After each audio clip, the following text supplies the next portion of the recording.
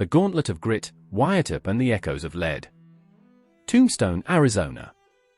A name whispered like a prayer and a curse in the same breath across the scorched earth of the Arizona Territory.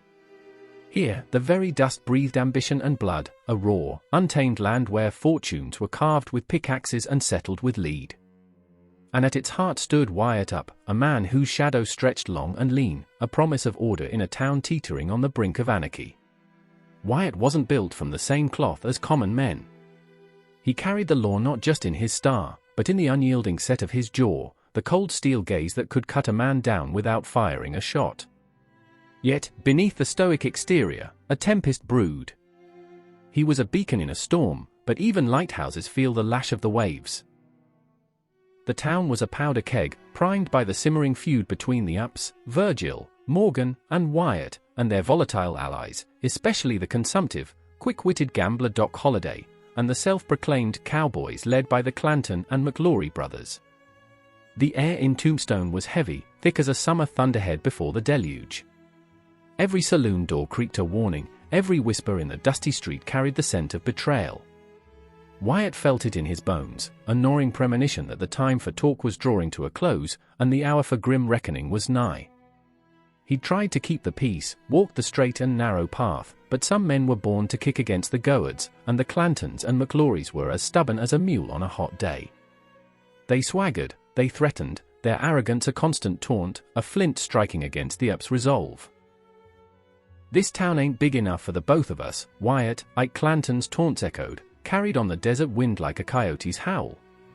"You lawmen think you own the range, but we ain't riding your trail, not ever." Wyatt knew the stakes. His name, his family, the very idea of justice in this wild western frontier, all hung in the balance. It was more than a personal vendetta, it was a showdown between the untamed wilderness and the encroaching hand of civilization. He saw it in the wary eyes of the respectable folks, in the nervous energy of the saloon girls, in the silent plea of the honest men just trying to earn their grub. He was caught in the crosshairs of destiny, and there was no turning back. The morning of October 26, 1881, dawned with an unnatural stillness, the sun a pale coin in a sky that seemed to hold its breath. News reached Virgil, the town marshal. The Cowboys were armed and gathered near the Corral, openly defying the town ordinance against carrying weapons. The moment had arrived. The hoofbeats of fate echoed in Wyatt's ears.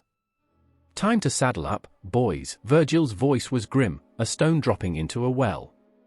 Wyatt strapped on his long-barreled buntline special, a tool of cold logic in a world of hot blood. Doc Holliday, coughing but sharp-eyed, adjusted his grip on his shotgun. Morgan and Virgil, their faces set like granite, prepared for the inevitable. The walk down Fremont Street was a gauntlet. The buildings seemed to lean in, judging them. Every window was an eye, every shadow a potential ambush. The very air was charged, humming with the unspoken question, will they draw? They found the Cowboys in a narrow lot beside the Corral. Frank McLaury, Tom McLaury, Billy Clanton, and Ike Clanton, all armed, all defiant. The challenge hung heavy in the silence, a fragile thread stretched taut across a chasm. "Throw up your hands, boys," Virgil commanded, his voice firm as tempered steel. "We've come to disarm you." What happened next was a blur, a sudden, explosive cacophony of thunder and smoke.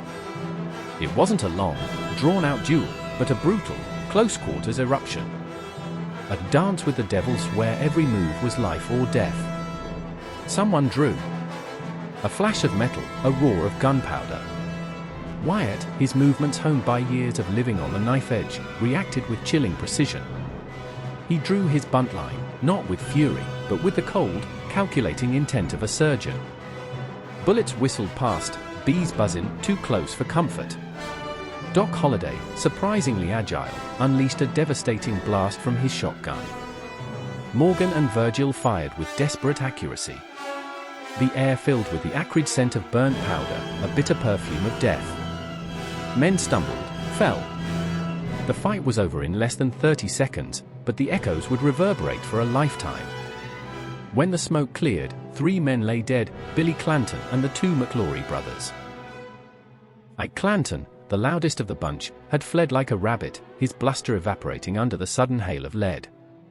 Wyatt stood amidst the settling trail dust, his face expressionless, his gun still smoking. He had survived, but the victory was a heavy burden, etched in the blood-stained earth. Tombstone breathed again, a collective gasp of shock and awe. The public was divided.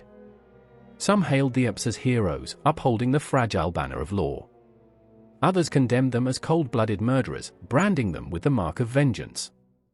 The court hearings that followed were as fierce as the gunfight itself, a legal battle for their lives and their reputations.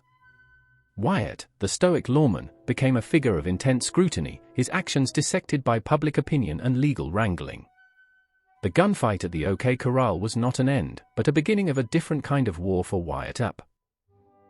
The vendetta ride that followed, pursuing those who later ambushed his brothers, cemented his legend. He never rode away from the consequences, never truly shed the skin of the lawman, even when the law turned against him.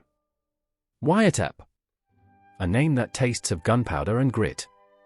Was he a hero, a villain, or simply a man caught in the unforgiving crucible of the American West, forced to forge justice with an iron hand when no other tools would suffice?